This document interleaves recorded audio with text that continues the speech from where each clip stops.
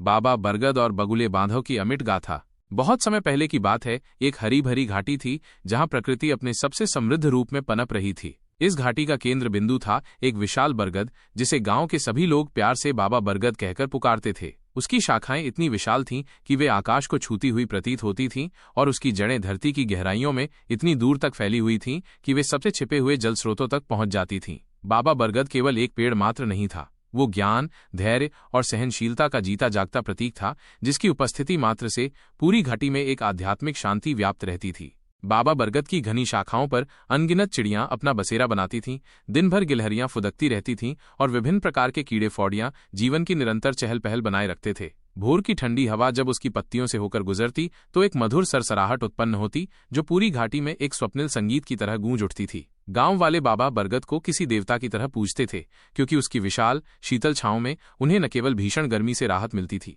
बल्कि वहां उन्हें गहरी शांति और समय की एक धीमी निरंतर गूंज का अनुभव होता था, मानो बरगद स्वयं युगों के रहस्यों को अपने भीतर समेटे हुए हो। गांव के बुजुर्ग बरगद की कहानियां सुनाते सुनाते कभी नहीं थकते थे। वे बताते थे कि कैसे बाबा बरगद ने सदियों पहले सूखे पहाड़ों को अपनी जड़ों के सहारे हरा भरा कर दिया था, कैसे उसने अनगिनत तूफानों और आंधियों को अपनी अटल शक्ति से झेला था और अपनी एक भी शाखा को टूटने नहीं दिया था। हर व्यक्ति, चाहे वो गांव का सबसे सम्मानित पुजारी हो या एक साधारण किसान, बाबा बरगद के पास से कुछ न कुछ सीख कर ही जाता था। उसकी मौजूदगी एक मौन पाठशाला थी, जहां प्रकृति के सबसे गहरे पाठ बिना किसी शब्द के सिखाए जाते थे।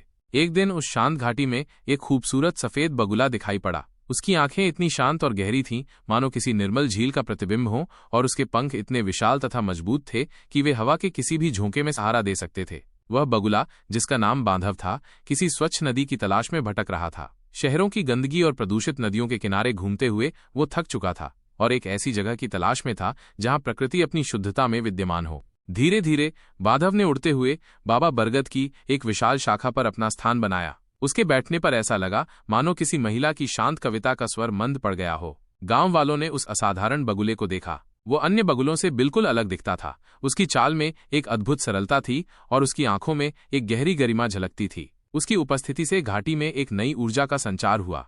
बाबा बरगद ने अपनी पत्तियों को मंद मंद हिलाते हुए एक नर्म, गहरी आवाज में कहा, स्वागत है बांधव, मेरी शाखाएं तुम्हें विश्राम देंगी यदि तुम्हारा मन शांत और उद्देश्यपूर्ण है। बांधव ने चुपचाप अपना परिचय दिया। उसने बाबा बरगद को अपनी व्यथा बताई, कैसे उसने प्लास्टिक और कचरे से भरे तटों पर घूमते हुए थकान महसूस की थी और कैसे वो इस प्रदूषण से उबरने के लिए एक वास्तविक स्थायी मुक्ति की तलाश में था। बाबा बरगद ने उसकी बात ध्यान से सुनी और उसकी गहरी आंखें बांधव के दर्द को समझती हुई प्रतीत हुईं। बांधव हर सुबह भोर होते ही घाटी की नदी की ओर उड़ता था, जहां वो मछली पकड़ता और पानी में खेलता। शाम होते ही वो बाबा बरगद के पास लौट आता था। बरगद उसे जीवन के सुकून, प्रकृति के अद्भुत चक्रों और समय की शाश्वत यात्रा की कहानियां सुनाता था। बदले में बांधव अपनी उड़ानों की मजबूत भावनाओं, आकाश की विशालता और उन दृश्यों को साझा करता था जो उसने अपनी यात्रा में देखे थे। उनकी बातें केवल सामान्य वार्तालाप नहीं थीं। वे नदियों की शांति, बारिश की निरंतर गति, आंधियों के प्रकोप और पेड़ों की मौन पुनरुज्जीवन शक्ति के बारे में थीं। इन गहन चर्चाओं के माध्यम से उन्हें एक दूसरे का गहरा एहसास हुआ।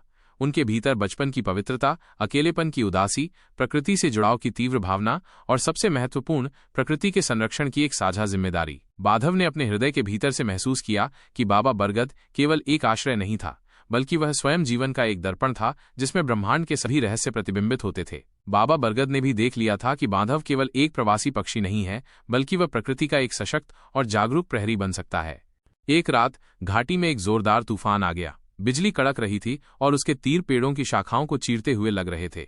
हवा इतनी तेज थी कि सब कुछ उखाड़ फेंकने को आमादा थी। बाबा बरगद झेंप रहा था। उसकी विशाल शाखाएं हवा में झूल रही थीं, लेकिन वो अपनी जगह से टस से मस नहीं हुआ। यह उसकी अटलता और सहनशीलता की एक कठिन परीक्षा थी। बांधव भी हवा के झोंकों से कांप रहा था, लेकिन वह जानता था कि बाबा बरगद के पास ही उसे वास्तविक सुरक्षा मिल सकती है। वो तुरंत उड़कर बाबा बरगद की सबसे मजबूत शाखा के पास आ गया और उससे चिपक गया। तूफान के भयावह शोर के बीच दोनों एक दूसरे को सहारा देते रहे। बाबा बरगद अपनी गहरी जड़ों से जमीन पर टिका रहा और बांधव उसकी मजबूत शाखा को पकड़े रहा, मानो दोनों एक ही आत्मा के दो रूप हों। कोई शाखा टूट गई, कुछ पत्तियां हवा में उड़ गईं, लेकिन बाबा बरगद और बांधव की दोस्ती जरा भी नहीं हिली। उनकी एकजुटता ने तूफान की शक्ति को भी मात दे दी। सुबह हुई, बारिश थम चुकी थी और आसमान में हल्के बादल छाए हुए थे। घाटी में पानी भर गया था और नदी की तेज लहरों से ढेरों मिट्टी और कचरा बह गया था, लेकिन बाबा बरगद वहीं खड़ा था, दृढ़ और अविचल। बांधव, जिसकी कुछ शाखाएं घायल हो गई थीं, अपने टूटे हुए आत्मबल को देख रहा था। तूफान के बाद घाटी में एक गहरा बदलाव आया। बाबा बरगद की कुछ शाखाएं निश्चित रूप से क्षतिग्रस्त हुई थीं, लेकिन उसकी जड़ें इतनी गहरी थीं कि कुछ ही समय में नई कोंपलें फूटने लगीं और नई शाखाएं निकलने लगीं। बांधव ने उसकी देखभाल की। जब कोई बीमारी लगती तो वो उसे ठीक करने के लिए सार्थक उपाय खोजता, और जब कोई शाखा काटनी होती तो वो उसके मर्म को समझकर ही ऐसा करता। उसने बाबा बरगद के पुनर्जन्म में सक्रिय भूमिका निभाई। गांव के समाज ने भी इस विपदा से एक महत्वपूर्ण शिक्षा प्राप्त की। उन्होंने समझा कि विपदाएं वास्तव में स्थायित्व, धैर्य और आत्मबल को समझने का एक अवसर देती हैं। गांव वाले अब गिरे हुए पेड़ों और क्षतिग्रस्त पौधों में नई ऊर्जा का संचार करने लगे थे। वे जानते थे कि प्रकृति को सहारा देने से ही वे खुद भी मजबूत बनेंगे।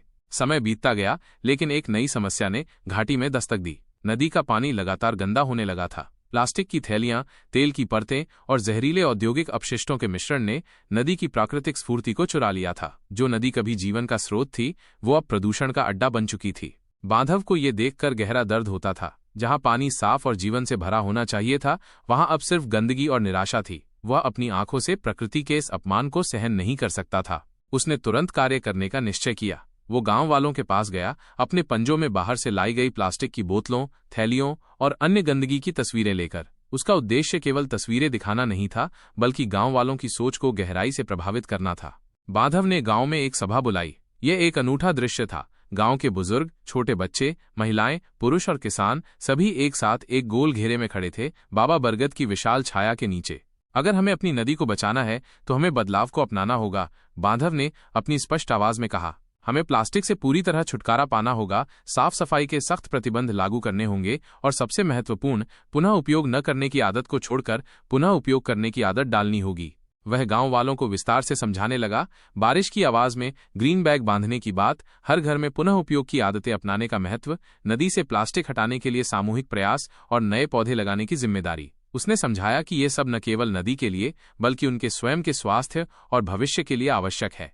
शुरू में थोड़ी नाराजगी भी दिखी। कुछ बुजुर्गों ने कहा, हम हमेशा से यूं ही करते आए हैं, हमारे पूर्वज भी ऐसे ही रहते थे।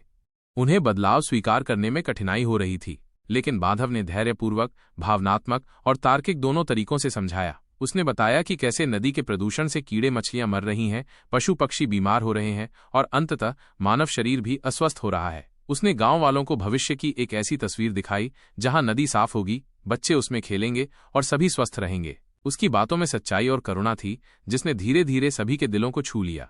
बांधव की प्रेरणा से गांव में एक बहुत बड़ा सफाई अभियान शुरू हुआ। गांव के बच्चे उत्साहपूर्वक नदी में उतरे और झाड़ों तथा झाड़ियों से फंसी हुई बोतलें और प्लास्टिक के टुकड़े निकाले। महिलाएं अब प्लास्टिक की थैलियों की बजाय कपड़े के थैले, फैब्रिक बैग का उपयोग करने लगी थीं। गांव के जवान और बुजुर्ग लगातार ग्रामीणों को चेतावनी देते रहते थे कि प्लास्टिक को नदी के किनारे न फेंके, बल्कि उसे सही तरीके से निपटाया जाए। यहां तक कि पूरे गांव में नो प्लास्टिक के बोर्ड लगाए गए और साप्ताहिक सफाई की पहल की गई।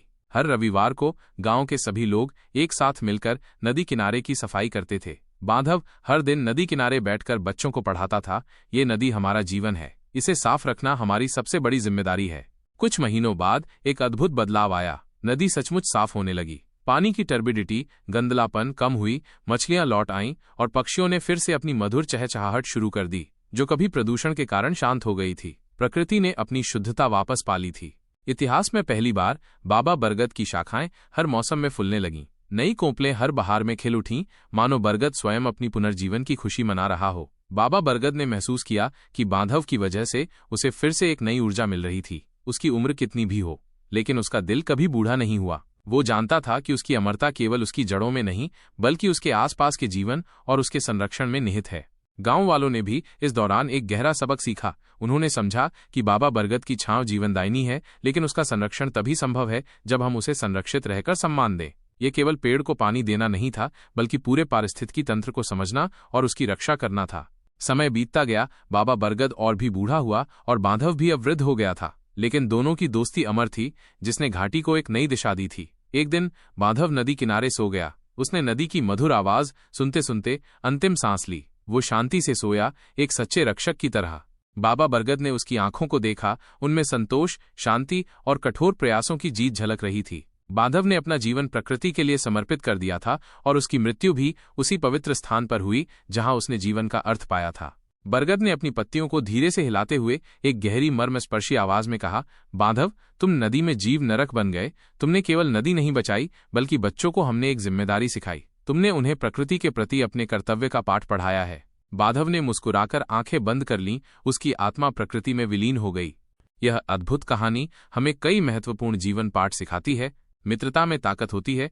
भिन्न भिन्न पृष्ठभूमियों से आने वाले दो जीव, एक स्थिर पेड़ और एक उड़ने वाला पक्षी, मगर साथ में उन्होंने समाज को एक नया रास्ता दिखाया और उसे सुधार के पथ पर अग्रसर किया। उनकी दोस्ती ने असंभव को संभव बनाया। धैर्य की अविरल शक्ति। बाबा बरगद ने हर विपदा को सहन किया, लेकिन कभी टूटकर नहीं गिरा। उसने हर चुनौती का सामना धैर्य और दृढ़ता से किया, जो हमें सिखाता है कि जीवन में कितनी भी कठिनाइयां आएं, हमें अडिग रहना चाहिए। पहचान और बदलाव। बांधव ने नदी की समस्या को केवल देखा नहीं, बल्कि उसे अपनी पहचान का हिस्सा बनाया और खुद को एक सक्रिय हस्ती के रूप में प्रस्तुत किया। उसने बदलाव के लिए पहल की, जो हमें दिखाता है कि समस्याओं को केवल पहचानने से नहीं, बल्कि उनके समाधान के लिए सक्रिय होने से ही परिवर्तन आता है। सामूहिकता में सामर्थ्य। गांव वालों ने बांधव के नेतृत्व में मिलकर सफाई की। ये दर्शाता है कि साझेदारी के बिना कोई भी बड़ा प्रभाव संभव नहीं था। जब समुदाय एक साथ आता है तो वे बड़ी से बड़ी चुनौतियों का सामना कर सकते हैं। संरक्षण का मूल तत्व, जिम्मेदारी। जब हम प्रकृति को अपने आत्मीय समझते हैं, तब उसी पर हमारी जिम्मेदारी गहरी होती है। ये कहानी हमें सिखाती है कि प्रकृति केवल एक संसाधन नहीं, बल्कि एक जीवित इकाई है, जिसकी रक्षा करना हमारा परम कर्तव्य है। यह अद्भुत कहानी हमें सिखाती है कि प्रकृति और मानव के बीच कितना नाजुक लेकिन गहरा संबंध है। वो संबंध तभी स्थायी बन सकता है जब हम शिक्षित हों, जागृत हों और हर दिन उसकी रक्षा का प्रण लें। यह केवल एक कहानी नहीं, बल्कि एक मार्गदर्शक सिद्धांत है। बाम्बू वृक्ष जहां गिरता नहीं, बांधव नदी जहां मरती नहीं, इस प्रेरणास्पद कहानी की आत्मा यही कहती है। दोस्तों, अगर आपको हमारा ये वीडियो पसंद आया हो तो हमारे YouTube चैनल कार्टून हाउस को लाइक, कमेंट और सब्सक्राइब करें। धन्यवाद।